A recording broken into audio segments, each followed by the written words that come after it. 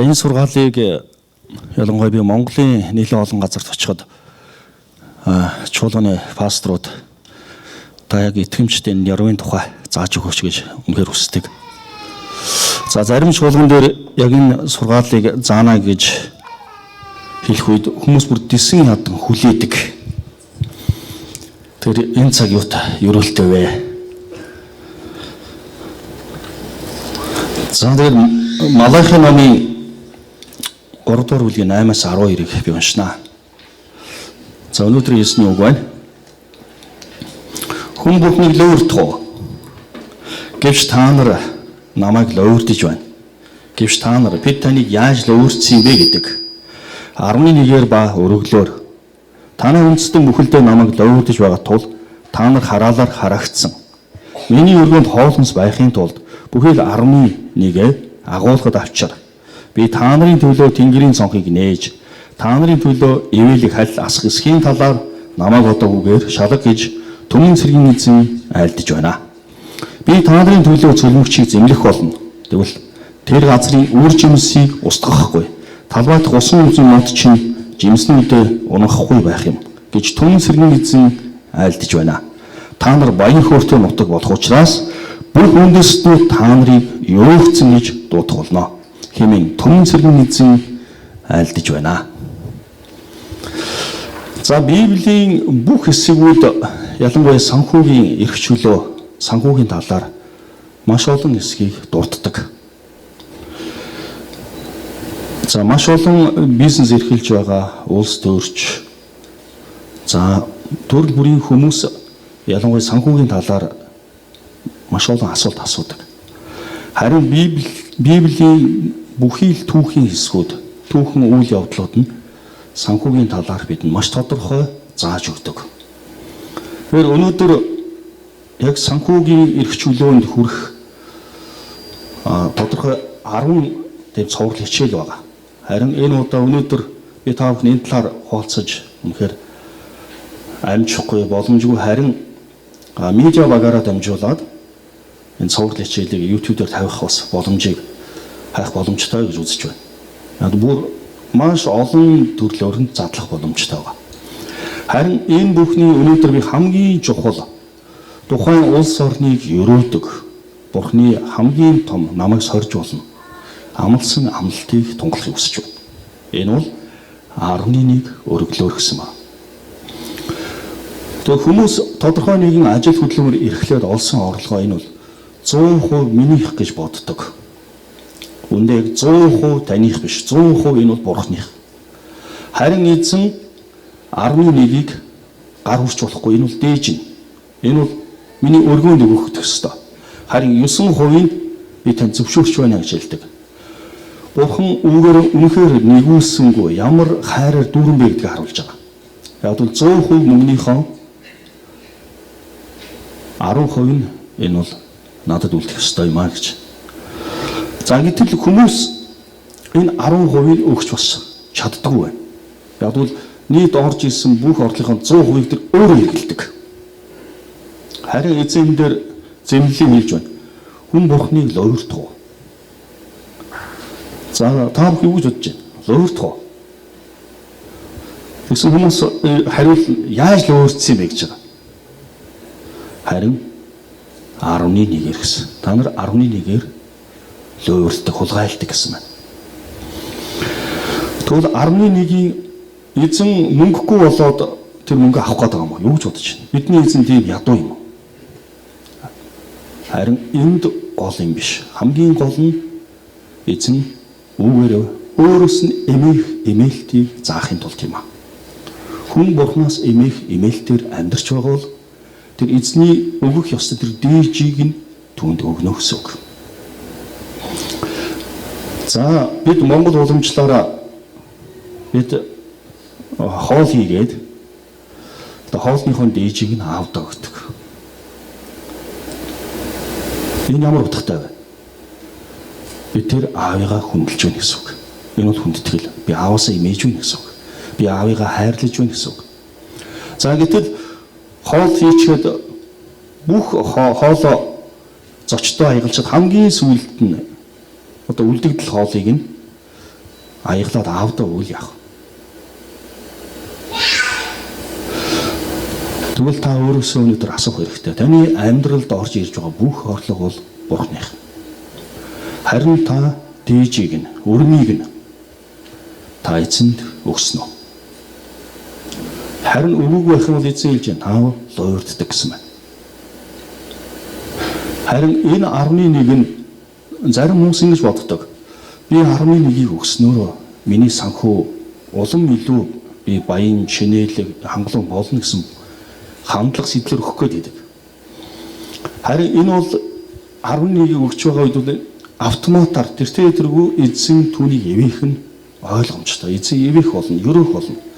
Харин хамгийн гол зүйл нь эзэн бидний амьдралд орж бүх санхүү өөрөө хамгаалт юм аа.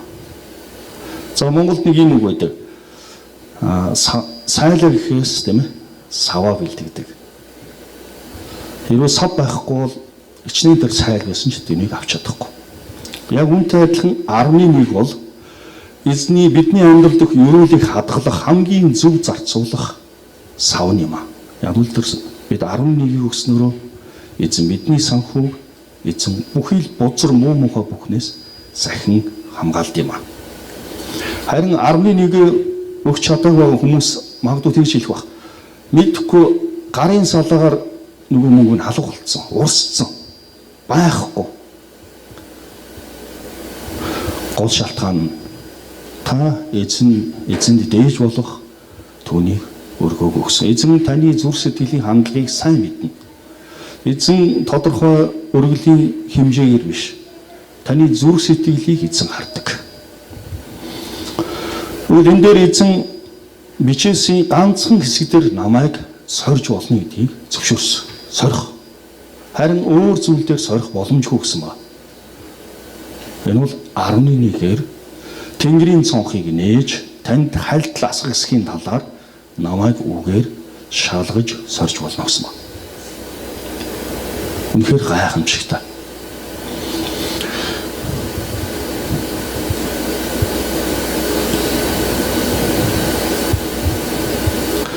За Библийн маш олон түүхүүдээс би зарим хэсгийг дурдмаар байна. Яаков эзэн өрөөнө гэдгийг түүнд айлгт амлацсан байхад энэ өрөөл нь миний оролцоо заавал байх ёстой гэж тэр итгэл дээр өөрийн оюун бодлоо хутгасан байдаг, бүр хольж хутгаж. Би эзэнд итгэж байна, тэгвэл миний зүтгэл орох ёстой, миний зориулт байх ёстой. Яг энэ байдлаасаа болоод өөрийн аавыг мэхэлдэг байна. Яг л эзэн Яаковыг яг төрөхт нь би түүнийг өрөөлийн үндэс амийн урсгал болгоно. Түүнд өрөөнө гэдгийг амлацсан байхад тэр өөрийн хүчин зүтгэлээр энэ өрөөлийг авна гэхдээ тэр аавыгаа мэхэлсэн. Харин аавыгаа мэхэлсэн мэхэлтээс болж Бурхан түүний амьдралын 14 жилийн амьдралыг мэхэлсэн байна. Бүр мэхлэгчийг тушаасан. Яг нь бидний эзэн үнэхээр шударга эзэн. За дээр нь эзний Илиягийн царч Гехази бусдын итгэлийг, бусдын олсон ашгийг өөртөө олох гэж орлого хийсэн. 8 гэж хаан үнэхээр өвчтөй байсан, олгоны яр өвчтөй. Харин түүнийг Илия дээр ирээд эдгэлэхийг хүссэн. Гэтэл Илия Йордан гол 7 удаа та бие болгочих гэлсэн. Гэтэл хаан дотор үнэхээр ууралж исэн. Яг л Йордан голоос илүү тунгалаг, цэвэр маш олон гол мөрөн байх. Заавал Йордан бие 7 удаа болохж миний өвч эдгэрнэж үе юм болоо. Харин тэр хааны зарцнаар нь иш үзүүлэгчийн сүрийг та дуулууртаа дагаа. Та эдгэрнэ гэж. Харин Йордан голд үнэхээр 7 удаа болох үед тэр хаан Нааман гэж хаан биеийг эдгэрсэн баг. За энэ эдгэрснийхэн төлөө эзний зарцад маш хэмжээний талархлын өргөлийг өгөхийг хүссэн. Харин эзний зарц аваагүй үгүй. Харин таамар тавин буцаа гэж. За гэтэл араас нь түүний зарц нь гүйж очиод тэр талархлын тэр өгч хөргөлийн авж гинэ гэд. Ховда. Харин түүнээс болж тэр уян өвчин. Тэр уян өвчин юм байна. Уян өвчнийг тэр зарцсан өөртөө авсан байна. Тэгэхээр бид Библийн маш олон хэсгүүдийг харах юм бол би хүн бүхэнд маш тодорхой санхүүгийн талаарх хэрхэн зөв байх вэ гэдэг зөвлөгөө өгөх боломжтой байна. Яг Библи өөрөө тэр чигээрээ бидэнд санхүүтэй хэрхэн харьцахыг зааж өгд юм аа. Ихэнх хүмүүс бид өөрийнхөө зан чанарт анхаарч байгаа юм. Ялангуяа мөнгө зарцуулж байгаа зүйл дээр илүү анхаарал тавьж чаддаггүй. Харин эзэн өвнөр ч гэсэн хариуцлагатай байхыг ятгах юм аа. Тэгвэл чуулган ч гэсэн энэ 11-ээр дамжуулан бидний хаанчлалыг тэлэх болно. Харин энэ дээр нэг зүйлийг амласан байна. Энэ 11-ээр дамжуулан эзэн тухайн газар нутаг улс үндэстний ерөөдийн маг дийлсэн ба. Та нар баяр хөөртэй нутаг болох учраас бүх үндэстнүүд та нарыг ерөөгдсөн гэж дуудах болно гэж. Энэ үнэхээр том амлалт. Би 11-ийг өргөж байгаа тэр нэгний амьдрал дотор цөлмөгчийг бид зэмлэх болно гэж хэлсэн ба. Өнөөдөр бидний амьдрал маш их ажил хийдэг. Харин бид цоорхой төрөвчтэй. Яг л мөнгө хайц бүү мэд. Бид үнэхээр тасралтгүй хөдөлмөрлөдөг. Харин үргэлж даардаг хэвээрээ. Бид хоол иддэг, хизээч цааддаг. Бид үргэлж олсон мөнгөнд биднэрт хизээч баяр баясгалан байдаггүй. Хамгийн гол шалтгаан нь тэд эзэн зориулагдах тэр монголоор хэлж тэр өрмийг нь тэр дээжийг нь эзнээс имэж түнд өгдөг юм аа. За зарим хүмүүс миний 11 үнэхээр маш бага байна штэ. Хичмээр юм аа. За тэгэхээр зарим хүмүүс болохоор миний өргөж байгаа энэ 11 нь дэндүү их байна. Харин тэрэнд орвол би өөр энэ мөнгийг өөр юм зарцуулъя гэж. Муу нэгэн бэр эзэн дүүргэх 11-ийг луурдд юм аа. Хулгайлт юм аа. Өнөөдөр би 11-ээр би өнөөдөр та бүхнийг ятгахыг хүсэж байна. Энэ 11-ийн сургаалыг би бүтэн 1 сарын турш заахаар хангалттай Библиэс гаргаж ирэх боломжтой байна. Зарим хүмүүс тэгж боддог. 11-ийг заахаар хүнээс ингээ мөнгө гууж байгаа юм шиг бас эвгүй юм аа гэж. Харин Библиэлд энэ дурдгдсан хамгийн чухал хэсэг энэ бол бас тушаал. Тэгвэл бид бие биений хайрлахтун гэдэг тушаалтай адилхан бид 11-ийг эзний өмнө авчирна гэдэг бол энэ бол тушаал юм аа. Тэгвэл өнөөдөр та өөрийнхөө санхүү дээр таны амьдралд асуудал байгаа бол та 11-ээр эзний өмнө зогсоогүй гэсэн үг. Яг л эзэн 11-ийг өргөгчийг би тэнгэрийн цонхыг нээж би тэр баялагийг буулгана гэдэг амс би бүр хальтлан асгана гэдэг хэлсэн. Өнөөдөр таны амьдралд тэнгэрийн цонх нэгдэг байна, хаалттай байна. Та өчүүхнийг л авах болно гэсэн үг. Харин эзэн 11-ээр бидний амьдралын санхүүгийн бүх хил хязгаарын тэр тэнгэрийн цонхыг нээдэг юм аа. За санхүүгийн эрх чөлөө бол сүнслэг өсөлтөөр эхэлдэг. Бидний сүнс итгэлийн амьдрал үнэхээр сүнсээрээ бид өсөх тусам бид 11 дээр итгэмжтэй зориулдаг. За би санхүүгийн гол 3 гол тулгуур зарчим байна. Нэгдүгээрт нь өгөх. За ихэнх тохиолдолд хүмүүсийн ажиглах хүмүүс ялангуяа авах дуртай байдаг. Харин өгч чаддаггүй. Энэ үнэхээр ерөөлийг хааж хамгийн том аюул байдаг. За Израиль нутагт сүнсэн тэнгис, сүнсэн тэнгис, мөксөн тэнгис гэдэг нэлээд 2 байдлаар тодорхойлсон тийм газрын зураг төр байдаг. Израилийн ард түмэн тэрийг сүнсэн тэнгис, мөксөн тэнгис гэж хэлсэн байна. Та бүхэн Библийн хамгийн ардлын газрын зураг дээр харах юм бол энийг тодорхойлж болно. Галил нуур, за тэгээд Йордан гол, тэгээд сүнсэн тэнгис гэж байна. Сүнсэн тэнгис нь маш том. За тэр сүнсэн тэнгис Яагаад Израилийн ард түмэн түүнийг сүнсэн тэнгис гэж нэрлсэн байх вэ? Юу гэж бодож байна? За тэр тэнгис маань дандаа гаднаас тэр урсгал усыг авдаг. Харин тэр гаргаж чаддаг. Гаргахгүй байгаа учраас тэр сүнсэн. Тэр мөхсөн. Тэгвэл өнөөдөр таны амьдралд орж ирж байгаа зүйлийг та ингээл аваад идэг. Харин эргүүлэн өгч чаддаг. Гаргаж чаддаг. Тэгвэл эзэн танд яах гэж өгöd байгаа юм ба? Бусдыг ерөөхийн тулд эзэн өгд юм аа. Тэгвэл өнөөдөр хамгийн гол санхүүгийн эрх чөлөөнд байх эхний зарчим бол өгөх юм аа. Бид 11 эзэмд өргөх, за үнэхээр хэрэгцээтэй байгаа хүмүүст өгөх, итгэл нэгт ах дүүстэй тусалж өгөх. За биднэрт өгөх маш олон шалтгаан байгаа.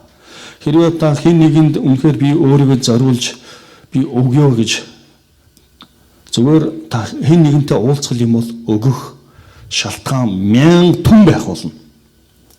Харин танд өгөх зүрх байхгүй юм. Харин эзэн таныг өгөөрэй гэдгийг эзэн ятгадаг. За хоёр дахь гол зүйл маань бол хүлээн авах гэж байгаа. Эзэн биднэрт энэ орж ирэх. Тэгэхээр өнөөдөр би одоо амьсгалж байна. Би амьсгалаа гаргалаа. За буцаад би амьсгаа авах хэрэгтэй. За ихэд ганцхан ингээ амьсгалаа авчгаад хэрвээ түгжүүл яах вэ? Гарахгүйгээр. Тэгвэл бидний амьд байгаа энгийн одоо бидний зурглаар бид авах, гаргах, авах энэ чинь маш хурдан явагдаж шүү дээ. Энэ хурдан явагдах тусмаа амьд байх бол. Тэгвэл та ингээд аваад лах юм бол хэрвээ гарахгүй байх юм бол та юу н удахгүй өглөө шүү дээ. Ам байхгүй болж ийн гэсэн үг. Тэгвэл эзний гол зүйл нь ав гаргана. За гурав дахь хамгийн гол зарчим бол эзний өгсөн энэ ёроолыг хамгийн сайнаар зохицуулах байна. Зарим хүмүүс маш их тэр баялагийг бий болгож олж чаддаг хэрнээ зарцуулж, зохицуулж чаддаггүй. Үүнийг бид хамгийн сайнаар зохицуулах ёстой юм аа.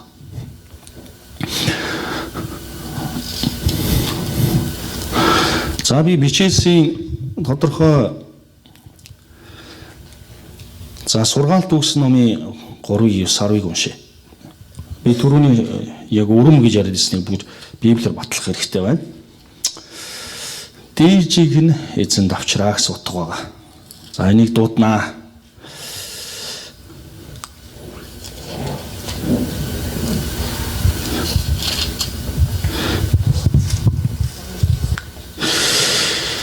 Бүх бүтээгдэхүүнийхээ дээжээр болон эд хөрөнгөөрөө эзнийг дээдлээ. Тэгвэл агуулгач нь пиг дүүрч, торхнууд чинь шин дарсаар бялхнаа. Энэ бол дээжин гэсэн байна. Дээжийн эзэнд авчраарай гэсэн.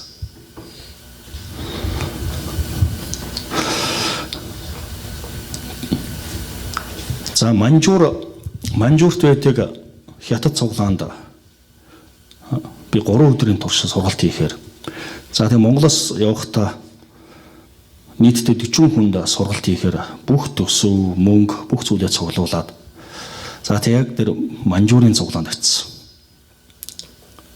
За гэтэл нэг зүйл дээр тэр ахлагчдын зөвлөлтөөр ингээ маргаан үссэн. Үнэхээр маргаантай байсан. За тэр ямар маргаан болсон гэхээр тэр манжуурын тэр чуулганы тэр ахлагч нар та бол манай зочин учраас та энэ сургалтыг энэ 40 хүн сургалтыг гэх юм бол энэ сургалтын бүх хоол, бүх зардлыг бид өөрсдөө төлнө гэсэн. За гэтэл миний бие болохоор үгүй ээ. Яг тэгвэл би энэ 3 өдрийн турш 40 хүн сургалт хийх энэ бүх зардлыг би төлнө. Энэ дээр маргаан ус. Яг төлөх тал дээр. За гэтэл надтай хамт явсан доромтын пастор ингээд үгүй пастор эднэр ингээд төлөе гэж байгаа азны юм биш юм уу? Тэг заавал та яа төлөх гээд байгаа юм бэ? Энэ бүх сургалтын зардлын төлнө гэж шүү дээ. болж шүү дээ. Харин энэ дээр үгүй ээ. Яг тэгвэл яг энэ газарт яг зориулж байгаа энийг өгөх ёстой байгаа. Заавал өгөх ёстой. Яг тэр эзний тэр ивэл ерөөлийг бас нөгөө тал мэдчихсэн болохоор хоёр талаас ойлаа ингэ тулсан. Өгөхгүй л.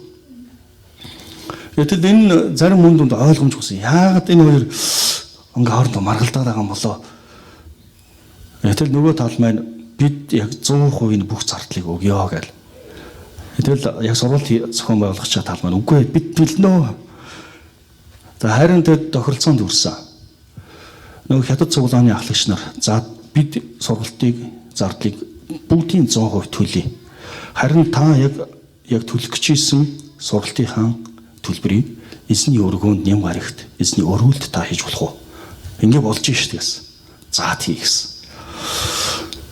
Тэгээ миний хувьд өсөлсөн зүйл нь бол нийт миний байр тэр сургалтын бүх хоол зардал нэг 5,000 юан. За ойролцоогоор Монгол төгрөгөөр бол нэг 1,500,000 төгрөг орчим мөнгийг яг бүтэн сайдрын эзний өргөлд ингээ хийсэн. За тэгээд тэр бүх 3 өдрийн турш явагдсан сургалтын зардлыг тэр хятад чуулган өөрөө төлсөн. Тэгвэл тэр зүйлээр дамжуулан эзэн дараагийн үйл явцыг үнэхээр бэлхааж байсан юм аа. Тэгвэл өнөөдөр бид өөрсдөө тодорхой олон зүйл төр бид өөрсдийгөө зориулж яг төлөх ёстой зүйлд нь яг тууштай зогсох юм ёстой юм аа. Ихэнх тохиолдолд зарим хүмүүс энэ хүн төлчих юм чинь. Харин эзэн яг өгж байгаа нэгнийг өрөөд юм аа. Тэгэд та бүхэн өөрийнхөө амьдралдаа дандаа өгнө гэсэн зургсэлтэй байх юм бол эзэн 30, 60, 100 дахинаар эзэн өрөөд юм аа.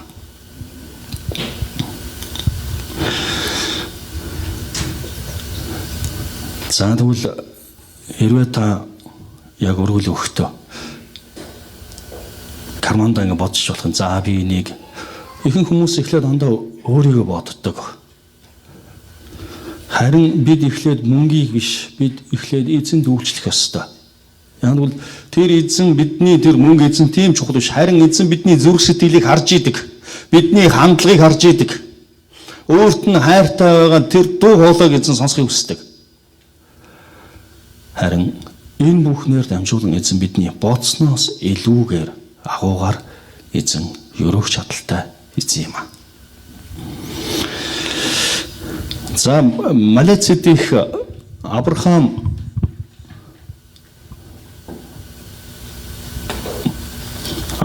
анхны 11-ийг эхлүүлсэн нэг түүх байгаа.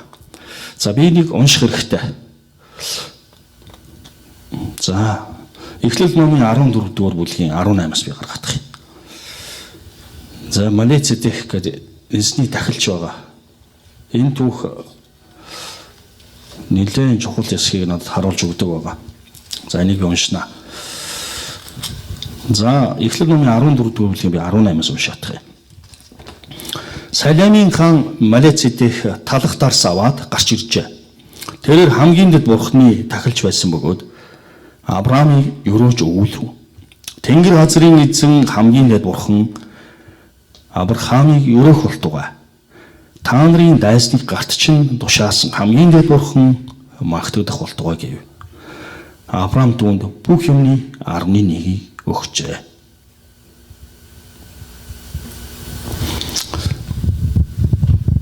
За энэ дээр Авраам тодорхой тэр газар нутгийг эзлэж буцааж авч өгсөн. Энэ талархлын төлөө зөвхөн Авраамыг өрөөсөн. Энэ бол нэг хэсэгэн хугацаа өрөөсөн, өрөөл. Тэгвэл өнөөдөр би та бүхнээс асуумаар Бурхан таны амьдралыг өрөөнөр байна. Тэгвэл Авраам энэ өрөөлийг үнэхээр ойлгодог байсан байна. Үнэхээр Бурханы тэр дахилчаар дамжуулан миний амьдралыг өрөөж байна. Харин тэр өрөөсөн өрөөлийн төлөө тэр 11-ийг төвд өгсөн.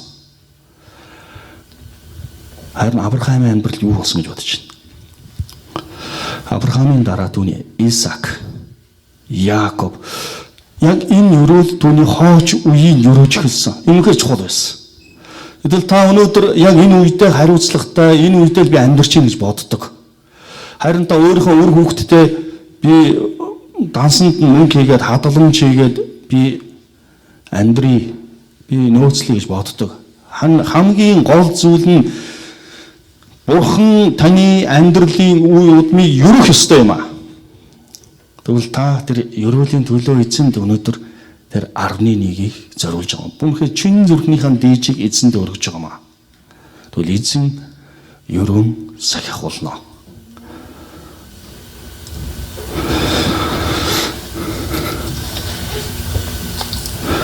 Би та нарын төлөө цөлмөгчийг зэмлэх болно. Тэгвэл тэр газрын үр жимсийг устгахгүй талбайдах усан үнхийн мод чинь жимснүүдээ унахгүй байх юм а гэж түмэн цэргийн эзэн айлтаж байна. За миний хувьд ингэж боддог. Яг эзний амт түмэн 11-ийг өгөхгүйгээс болж тэр газар нутаг үр жимсээ ариун улирлаа. Тэр сайн сайхан зүйлийг хаадгаа гэж боддог. Харин эзний ард түмэн үнэхээр эзэнд 11-ийг талархлаараа өргөх үед эзэн тэр газар нутагт өөрийн хур бороогоо ариун улирлаа. Тэр агуу тэр үр жимсээ тэр сайн сайхан бүхнээ буулгадаг гэж би итгэдэг. Тэгвэл өнөөдөр бид энэ агуу Тэнгэрийн цонхыг өөрийн улс үндэстэнд, өөрийн газар нутагт, өөрийн ард түмэнд нээх ёстой юм аа. Тэгвэл би та бүхнээс асууж байна. Та 11-ийг яг эзэн итгэмжтэйгээр зориулж чадж байна уу? Таны амьдралд 1000 төгрөг байж болох юм. Тэгэхдээ тэр 100 төгрөг бол таних биш шүү дээ. Тэгээ яагаад та түүнийг нь авчиж байгаа? Харин эзэн тэр чухал биш л дээ. Эзэн өөрөө төв дэлхий, тэнгис, даалай, дүүнд бүхний бүтээсэн агуу эзэн түүгээр дутахгүй. Харин эзэн таныг өрөмөр байна. Эзэн тань үнэхээр өрөмөр байна. За энэ өрөөлтэй холбоотой хэсгийг би дараа илүү задлаж ярина. Одоо ярихгүй. Тэгээ бид өнөөдөр юуг тарин бас бид түүнийг хурааж авдаг. За 2-р Коринф номын 9-р бүлгийн 6-аас 8-ыг би уншаадах юм. Энэ дээр Паулын Коринф хотынд хандсан загтлын хэсэг байгаа. За 2-р Коринф номын 9-р бүлэг 6-аас 8.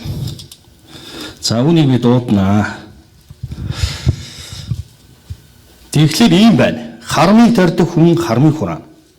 Өгөөмрөөр тарьдаг хүн өгөөмрөөр хураана. Хүн бүр зүрхэндээ шийдсэнчлэн хармаг үгээр албаг бусаар өгөхдөн. Учир нь Бурхан баяртайгаар өгөгчийг хайрладаг. Бурхан бүх нэгүслийг та нарт бэлхаах чадaltaй. Тийхүү та нар үргэлж юм бүхэнд бүрэн хангалуун байдалтай байж аливаа сайн үйлд элбэг баян байх болно. За та өөрийнхөө баруун гар талд, зүүн гар талд, бүр хойд талд, урт талд байгаа нэгэнд та юу тарин түүнийг хурааж авна гэж хэлэхгүй юу? Та юу тарин түүнийг хурааж авна. Та өөрийнхөө амьдрал юу тарьж байна? Та өгөөмрийг тарьж чадж байна уу? Та өгөөмрийг хэрвээ та өгөөмрийг ингээд өгөөмрийн үрийг суулгах юм бол дараа нь тэрнийхээ үрийг дахиад хэд дахин авах юм шүү дээ. Хэрвээ та хармыг тарих юм бол юу болох вэ? Дахиад хэд дахин хармыг өөр буцааж хурааж явах юм шүү дээ. Ямар хүндрэлтэй зүйл болох юм бол. За энэ дээр үнэхээр хэлсэн. Харин энэ өгөөмрийг тарьсан үнэхээр зүр сэтгэлдээ шийдэгчлэн баяртайгаар зориулж байгаа энэ үргэлийг та нар үргэлж бүх юм бүрэн хангалуун байдалтай байж аливаа сайн үйлд элбэг баян байх болно гэсэн. Тэгээ маш олон хүмүүс илүү мөнгөтэй байхыг бодож байгаа. Энэ хамгийн гол зүйл биш ээ. Харин таны зүрх сэтгэл дүүрэн хангалуун байх нь чухал юм аа. Ямар ерөөлтэй вэ? Сэтгэл түгшсэн баян затгалан байсанд орвол хадсан далахтай сэтгэл дүүрэн байсан дээрээ гэж.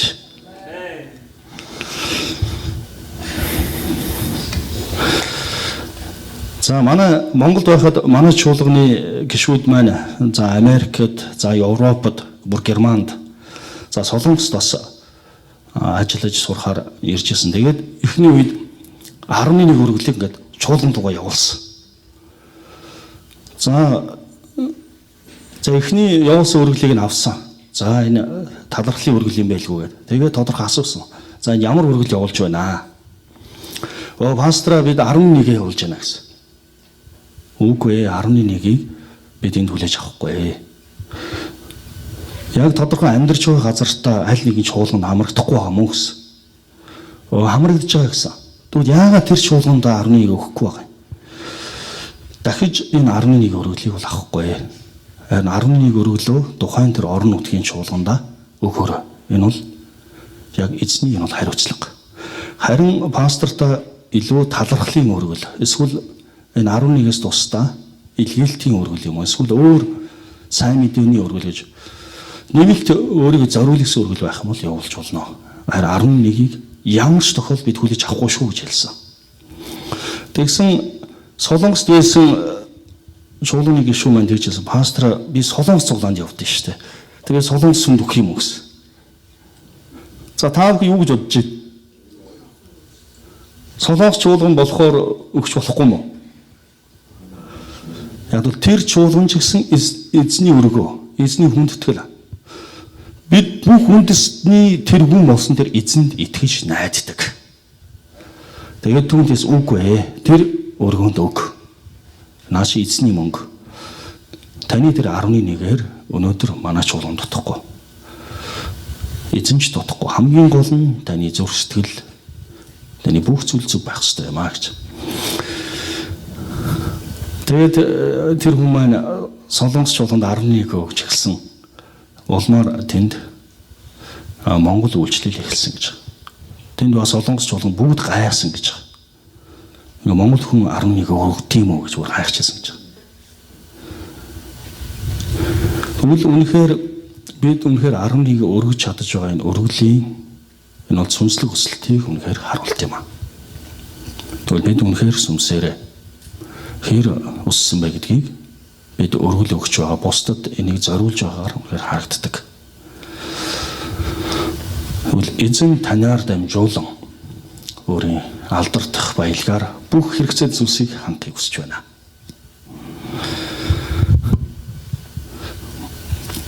За бичээсээр Сафер Ана хоёр бусдад нэр алдар олохын тулд өргөл өгч ирсэн эсэг байдаг. Тэгээ шийтгүүлжсэн ба. Тэгээ бидний эзэн хамгийн гол бидний зүрх сэтгэлийн хандлагыг эзэн минь харж идэг. За бүх хүн энэ сүнсний эрх мэдлийг авахын тулд мөнгө төлж төлөх гэж оролцсон ба. Тэр зарийн түүхийн Симон гэж бүү байгаа. Тэгэхээр энэ дэлхийн бас худал хуурмаг одоо шүтдэг буруу урсгал за шашнууд үнэхээр бас буруу сэтлэр мөнгө олох гэж үйлдэл хийдэг. Энэ бол эзэн зайлшгүй шийтгэл болно. За би энэ хэсгийг үнэхээр дурдах хэрэгтэй гэж бодлоо. Өнөөдөр бас Монгол улсад ялангуяа үнэхээр ядарч байгаа, зовж байгаа хүмүүсийг тэг мөнгөний худал хуурмаг аргаар авах гэсэн ийм оролдлого газар авсан байгаа. Үнийг яг одоо Есүс Христийн нэрээр зэмлэж байна. Тэр цөмлөгчийг зэмлэж байна. Яг бол бидний хийсэн бол зөв үнний бурхан юм аа. За Үлс номын би 8 дугаар бүлгээс дуудана. Энийг ер нь тунгалах хэрэгтэй. Петр тэр бөөг өрөөсөө бүр завчаа хийчих төгсөн шүү. Юу ч болгох төгсөн. Харин тэр өршөөл уужиж ам аврагдсан байна.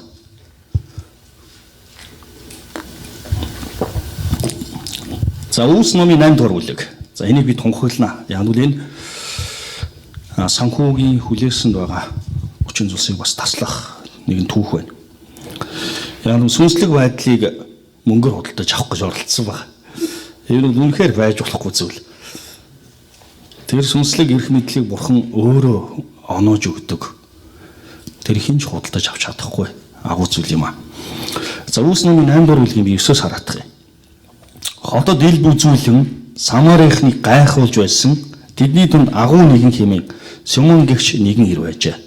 Тэд их баггүй бүгдээрээ түүнд анхаарал хандуулж Бурхны агуу хүч хэмээн нэрлэдэг чинь энэ хүн байна гэцгээдэг бай. За энэ бол нутагтаа үнэхээр агуу нэгэн байсан биш үү? Өөстө Лот нэрлэгдсэн. Тэр удаан хугацааны турш илбээр бусдыг гайхшруулж байсан тул тэд түүнд анхаарал хандуулдаг байжээ. Харин Бурхны хаанчлал болон Есүс Христийн нэрийн тухай сайн мэдээг тунхагласан Филиппт итгэсэн эрэгтэй эмэгтэй олон хүмүүс баптизм үцгэж байлаа. Симон хүртэл итгэсэн бөгөөд баптизм үлдсэний дараа Филиппийг дагах болж гайхамшгууд болон тэмдгүүд үйлдэгдхийг нь харан үргэлж гайхаж цуцалдаг байваа.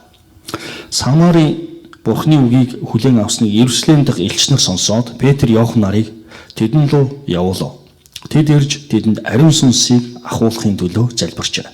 Учир нь тэдний хүнд ч ариун сүнс хараахан бугаагүй байсан бөгөөд тэд эзэн Есүсийн нэрээр зөвхөн баптизм хүртсэн байжээ. Тэгээд тэр хоёр тэдэн дээр гар тавихад тэд ариун сүнсийг хүлээн авч байлаа. Элч нарын гар тавилтаар дамжуулан ариун сүнс өгөгдөж үг ажигласан Симон тэр хоёрт мөнгө өгч энэ их мэдлээ бас надад өгөөч. Тэгвэл би гар тавьсан хүн бүрийг ариун сүнстэй болгоно шүү дээ гэв.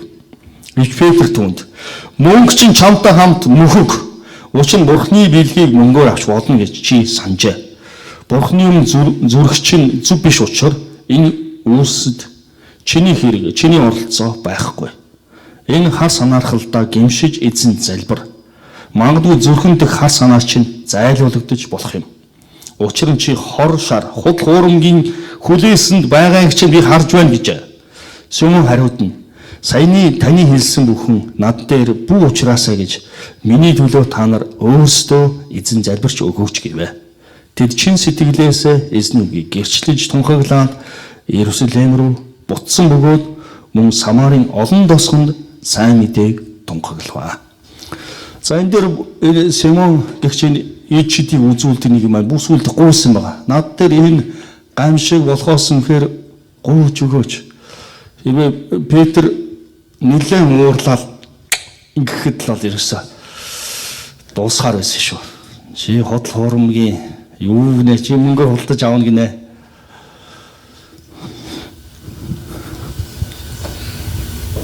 Тэгвэл Библийн маш олон дүүхүүдээс бид үнэхээр санхүүгийн зөв мөн чанаруудыг гаргаж ирэх боломжтой юм аа.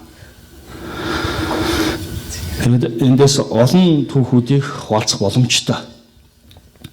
Өнөөдөр би та бүхнийг эзний Тэнгэрийн цонхыг би Галил чуулган нээхийг үнэхээр тунхаглаж байна.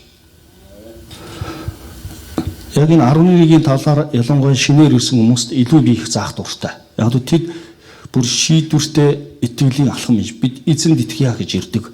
Тийм би олон хүмүүсийг харсан. За сая би Монгол явахдаа чуулган дээр бас яг энэ 11 өргөлийн талаар би сургаал заасан. Яаков Битэл гэж газар чулуун дээр унтчихсэн. Түүний хувьд бол дэр байх уу чулуу дэрлэж ирсэн. Түүний амьдралд юу ч байх өмсөн уцтайгаа тэр гараа эхэлсэн.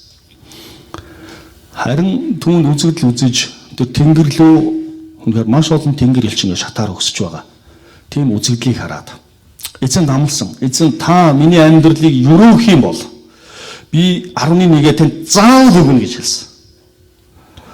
Харин Яаков амьдрал нь өрөөгцсөн нь. Тэр үнэхээр өрөөгцсөн. Тэр маш олон зарц нартай, олон малтай. Үнэхээр баян Яаков бол буцаж ирсэн. Яг Битэлд. Тэр үнэхээр амлсныхаа дагуу 11-гээ эзэн өргөжсэн. Эзэн би танд өргөж байна гэж. За бичээс тэр за үгүй гэсэн байна. Харин бусд нь муу нэгнийхаа гэж. Тэгвэл бид нэгэнт заа гэсэн бол түүндээ үгүй гэсэн бол түүндээ байх ёстой юм аа.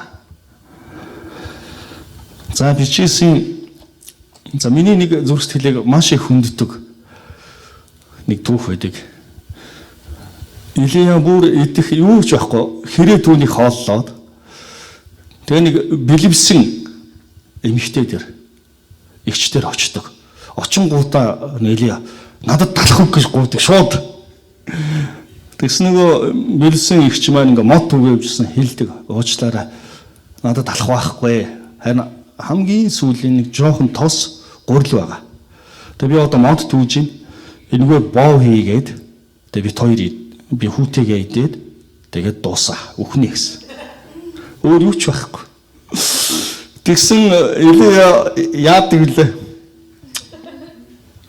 Нэг бодлын ичмэрч юм шиг дээ. Надад тэр боо үг. Хамгийн сүүл чинь тэр хийх гэж байгааг өгөө гэж хэлдэг шууд. Яг харах юм бол энэ юу болж байгаа юм бэ? Бэлэвсэн тэгээд дээр нь хамгийн сүүл хийх гэж модоод үгүй явж байгаа. Өөр юу ч байхгүй. Харин тэр бэлэвсэн ихч маань тэр гурлаа зураад тэр тосороо боо хийгээд эзний зарцад авчирч өгдөг. Ямар гайхамшигт итгэл вэ? Юу болсон гэж бодож байна? Юу болсон бэ? Түүний тэр бэлэвсэн эмэгтэй тэр ихчийн амьдралыг бурхан юусэн. Яг тэр түүний хараад Илия ямар ичмэр юм бэ одоо. Өөр одоо өчнөө одоо мөнгөтэй баян тэр нэгэн дээр очиод алийг надад хоолой гэж гуйчгүй. Бүр хамгийн сүүлд бүр яг идэл өгөх гэж байгаа бэлсэн эмэгтэйгээс хоолыг булааж авч байгаа юм шиг. Харин тэр бэлэвсэн эмэгтэй амьдралыг бурхан өрөөхийн тулд Илияг явуулсан байсан юм аа. Тэгвэл та эзний өргөөнд эзэнд өргөхдөө баяртай байна уу? Энэ танд байгаа зүйлийг өгөхөд өмнөхөд танд харан байна уу? Энэ би өөр юм авсан дээр гэж бодогдож байна уу? Харин эзэн таныг өрөмөр байна. Бид өнөөдөр ганцхан энэ өөрийнх нь тодорхой амьдарч байгаа амьдралын төлөө дуудагдаагүй. Бид өөрийн үр удам хооч үеийн төлөө хариуцлагатай. Дээр нь бид өөрийн арт түмний өмнө хариуцлагатай. Энэ зүйлээр дамжуулан бид өрөөгдсөн арт түмэн гэж бид тунгалах юм аа. За өнөөдөр энэ хүчрхэг улс орн дандаа улс орныг өрөөдөг. За өнөөдөр Солонгос улс маш олон илгээлтийн эцэстийг илгээж байгаа. За Америк байна. Асар их мөнгөийг гадагшаа цацаал нь штэ. Яагаад улам эдгээр хүчтэй болоод байна. Гэтэл Монгол улс маань асар их мөнгөийг аваад идэг. Яагаад хүчтэй болохгүй байгаа юм бэ? Харин тэр авах мөнгөө миний бодлоор ингээл өчтөн тэр мөнгө ингээ наашаа өгье гэсэн чинь шууд нэг эрх мэдлэн зогсож байгаа. Зогсоороо авахгүй гэж хэлээсэй гэж бодож байна. Харин бид өгмөр байна гэж ингээд би яг тэр юун дээр манжуурт нөгөө чуулганы пасторт ахлагч нартай ингээд маргалж ирсэн шиг энэ зүйлийг Монгол хийгээсэй гэж хүсэж байна. Яагаад? Яг бурхан өрөөнө. Бүр 30 60 дахин өрөөд юм аа. Тэгвэл өнөөдөр бид 11-ийн чуулган бид бурханд найдах найдвар дотор амьдарч сурахын тулд юм аа. Бурханаас эмээхийн тулд юм аа. Бурхан би хайртай маа гэдгээ илэрхийлэл юм аа. За би Монголд очихдоо дандаа аав ээж дээр ерөөсө хоосоо орж чаддаг. Ер нь бас монгол хүний өөрийнх нь бас нэг үнэхээр тодорхой ингээд торнд заал сүү тэ боорцог тэгэл хям аав ээж хүн бүхэл дуртай юмыг барайл ордог. За маргааш нь очих бол дахиад аваад очдог. Гэтэл би дотроо яшиг одоо идэх ёстой ч юм уу гэсэн тийм зүрх байдгүй. Яагтвэл би энэ аав ээжтэй би үнэхээр энэ хүндэтгэлээ үзүүлж байгаамаа. Тэгвэл өнөөдөр таны сүнслэг мөнхийн эзэн өнөөдөр энэ өргөөнд тантай уулзах гэж байна. Тэгвэл эзэн өөрөө 11-ээр миний өрхөнд авчраарай гэж хэлсэн. Харин 100% бол энэ бол миний мөнгө. Гэхдээ 9-ийг би чамд өг. Харин гэтэл бид тэр 10% ч гэсэн өгч чаддаг. За Монголд би чуулганыхаа нэг гишүүнээс за чи яагаад эзэн ингээд өргөл талархлын ер нь болцоор ингээд өгч чадахгүй байна гэж асуусан. Тэгсэн. Пастора яг надад өгийхээр мөнгө байдгүй маа гэл. Тэгээд тэр цааш ингээд явхад нь нэг карманд нь тухайд Монголд байдаг нэлээд үнэтэй одоо тань карманыхын завсар ингээд харагдчихсэн. Тэгээд би үгүй гайхажсэн. Хөөх эзэнд өргөж чадахгүй юм нэ. Өөрийнхөө төлөө бүр дээр нь бүр өөрийгөө хордуулах хамгийн үнэтэй. Тэр залуу би харамсаж ирсэн. Харин тэр түүний хооронд эзэн талархаад өгсөн бол түүний амьдралыг эзэн ямар агуугаар өрөх байсан бол. Тэгвэл бид өөрийнхөө амьдралдаа үнэхээр шийдвэр гаргах ёстой. За бид өөрсдийнхөө хэрэгцээтэй зүйлсээ тодорхойлж за миний анд ийм хэрэгцээ байна гэдэг. Тэгээ тодорхой мөнгийг би эзэнд өгч байгаа бол энэ итгэл шаарддаг юм аа. Харин өөрийнхөө амьдралын бүх мөнгийг эзэнд өгнө гэдэг бол үнэхээр их итгэл шаарддаг. Харин эзэн тэр итгэлийг авах дуртай. Эзний нэгэн зарц үнэхээр эзэнд өргөх юу ч байхгүй байсан. Тэгээ өргөлийн уут ирэхэд нь шууд дээр нь гарцах хүссэн. Тэгээ хүмүүс асуусан. Та юу хийж байна гэсэн. Би өөрийгөө өргөж байна. Надад эзэн өгөх юм одоо халах. Би өөрийгөө өргөж байна. Харин тэр зарц юу болсон гэж бодож байна. Тэр мянган хүмүүс эзэн дээр авчирсан. Тэр өөрөө бүх цагаа, бүх амьдралаа тэр эзэн зориулсан. Эц хүртлээ. Яг тэр цагт тэр эзэн би өөрийгөө өгье гэж шийдсэн. Энэ бол эзэнд хамгийн үнэтэй өргөл байдаг. Тэгвэл та өнөөдөр мөнгөний төлөө амьдарч байна уу? Эзний төлөө амьдарч байна уу? За өөрийнхөө дэргэд байгаа нэгнээс асууя. Тэг баруун тал зүүн тал та ер нь мөнгөний төлөө амьдраад байна уу? Эзний төлөө амьдарч байна уу?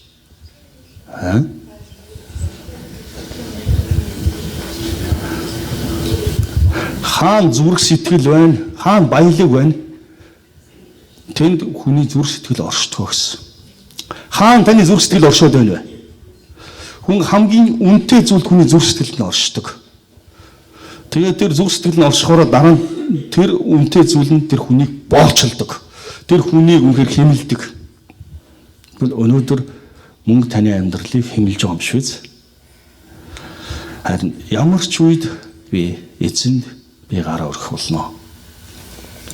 Эзэн бидний зүрх сэтгэлийг бүхнээс илүүгээр мэднэ. За би Галил Монгол чуулганд анх ирээд хүмүүстэй би 3 сарын гэрээ байгуулжсэн санаж байна уу? Тэг хүмүүсийн амьдралд санхүүгийн эрхчлэлэн дотор үнэхээр өрөөдөж байгаа олон гэрчлүүдийг сонсч байсан. Тэр үнэхээр ивэлтэй цаг байсан. Энэ удаа би тэгэж та нартай 3 сар 6 сар гэдэм гэрээ байгуулахгүй. Яг өнөөдөр та бүхэн энэ бүх зүйлсийг маш тодорхойгоор би эзэн зориулах ёстой гэдгийг та ойлгосон байна.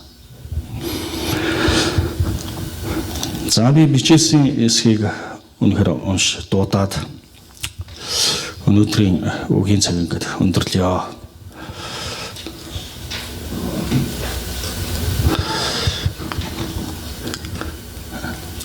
За тэгээд би энэ санхүүгийн энэ эрхчлөөний талаарх 10 цуглах хичээлийг медиа багийнхантайгаа хамтарч би та бүхэнд бас дамжуулгыг хичээх болно. Бүх салбарт, бүх хэсэг дээр эзэн өөрөө тэр алдч минийх, эрх мэдэлч минийх, тэр сүнсч минийх гэдэг.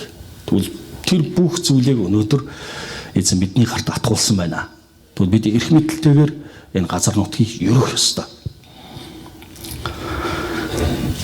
За тэгээд Малахи номын 3-ын 8-аас 12-ыг энэ бүгдээр уншаад тэгээд энэ цагийг өндөрлж яваа. Тэгээд би та бүгдийн санхүүгийн төлөө өрөөж өгнө. За дээр нь энэ 1-р улирлын 11 өргөс гишүүдийг би нэрсийг бүр өнөөдөр гаргах хэрэгтэй гэдэг гаргуулсан. За үнэхээр чуулганы 11-гээ зориулсан чуулганы бүх гишүүдтэй эзний нэрээр үнэхээр өрөөж байна. Би талархлаа илэрхийлье. Тэгээ та нарын амьдрал дээр эзэн 30, 60, 100 дахинаар ивэлийг хайлтал асгах болтугай. Энэ үнэхээр том амлалт байд юм а. Тэгээ би амлалтыг өнөөдөр энд тунхлах болно. Тэгээ баяртай байна. Тэгээд өнөөдөр бас манай чуулганы санхүүг хариуцж байгаа Нандаг даваас мөнгийг хянж шалгаж байгаа бас Баска хахлагчийн хуулингийн өнөөдөр тослож эзэн нэрээр өрөөмөр байгаа. Тэгээд тосоо авцсан явж байгаа. Ста англиун өнөрс олив тос байгаа. Яг чухал байна. Өрөөнө. За тэгээд бүгдээр хамтдаа энэ өрөөгдсөн ард түмж дуудагдах энэ чухал үгийн хэсгийг бүгдээр тонхоглоё. Бүгдээр өрөөгдсөн ард түмэн баймаар байна. Бид хараагц ард түмэн биш, бид өрөөгдсөн ард түмэн. Бид бүх үндэстнүүдийг өрөөдөг ард түмэн баймаар байна. Тэгвэл энэ өрөөлийн их ундраган тэнгэрийн цонхыг нээх хамгийн гол хаалга нь энэ бол 11-ээр эхлэх болно. Надад нөгөө фэйсбүүкээр хүмүүс одоо 11-ийн талаар би хариу өгч байгаа. Пастора яг би орж исэн орлогоо өгөх юм уу, цэвэр орлогынхаа 11 өгөх юм уу гэж асуусан. За дараа нь пастор би яаж 10-ийнхаа 3-ыг бүр 10-ийнхаа 4-ийг өргөх вэ гэж асуусан. Тэгээ би энэ бүхэн үнэхээр талархсан. Өнөөдөр 10-ийнхаа бүр 3-4-лөө орж байгаа хүн гэдэг бол ямар гайхамшигтай итгэл вэ? Эзэн алдарна байг. Бүх баялаг эзнийх юм аа. Эзэн биднийг ерөн сахиулна. Эзэн бидэнд хөрөнгө чинээ олох арга замыг эзэн өөрөө нээж өгдөг. Эзэн биднийг чи бардуузай. Харин энэ бүх зүйл минийх шүү гэж. Хүмүүс бид үнэхээр баялагтай болохоор бардан болдог. Энэ бүх зүйл би өөрийн гараар олсон гэж барддаг. Харин ядуу хооснарч бахар бид баг Бурхныг баг харааж эхлэх гээд байдаг. Бурхныг буруутгаж эхлэх гээд байдаг. Харин энэ бүх зүйлс тодорхой шалтгаантай байгаа. Харин энэ эзэн бид итгэл найдвараар алхахыг эзэн хүсч байд юм аа. За бүгдээрээ хамт тунхаглая. Өнөөдөр чуулганы хөтөлбөр байгаа үс бүгдд нь хөтөлбөр дээрхээ уншиж тийм ээ. За та тунхаглахад бэлэн үү? Өнөөдөр чуулган бид өрөөгдсөн гэж үндэстнүүдийн дунд нөгөө Галил Монгол чуулган тунхаглагдмаар байна. Бүр Монгол бүх үндэстэнд өрөөгдсөн гэж тунхаглагдмаар байна. Тэгвэл тэр чухал үн цэнтэй үгийг өнөөдөр бүгдээр дуудъя. За 3 хүн Бурхныг луурдах уу гэсэн ч та нар намайг луурдаж байна. Гэвч та нар бид таныг яаж луурдсан юм бэ гэдэг 11-ээр ба өргөлөөр танай үндэстэн бүхэлдээ намайг луурдаж байгаа тул та нар хараалаар хараагдсан. Миний өргөнд хоолнос байхын тулд бүхий л 11-гээ агуулхад авчир.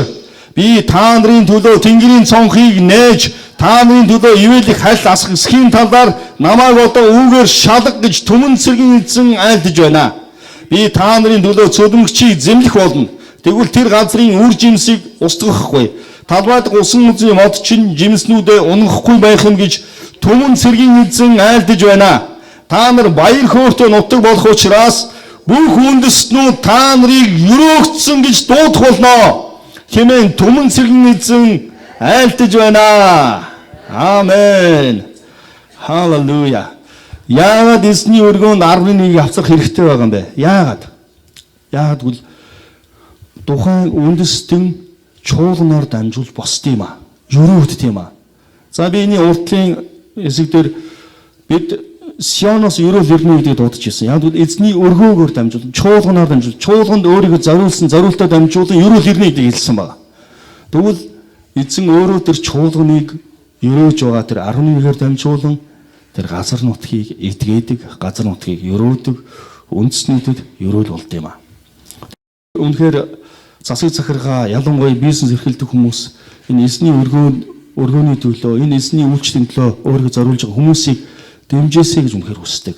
Яг л энэ үгээр дамжуулан улс орн маань хүчтэйгээр өрөөгдөх юм а.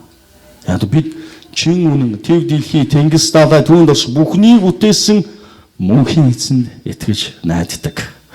Эзэн Үнэхээр бидний өргөлөөр дамжуулан, бидний итгэлээр дамжуулан бүх үндэснийг ерөөх болдог. Бид ерөөгцөн ард түмэн гэж тунхлагдах болно. Эвэлих хүртсэн нэгэн гэж хэлэх болдог. Тэгвэл энд байгаа хүн бүрийг хүн бүхэн ямар эвэлих хүртсэн нэг юм бэ гэж хэлээсэй гэж хүсэж байна. Хүн бүхэн таныг хэлэх болно. Үнэхээр эвээгцэн нэгэн, ерөөгцөн нэг гэдгийг хэлэх болно.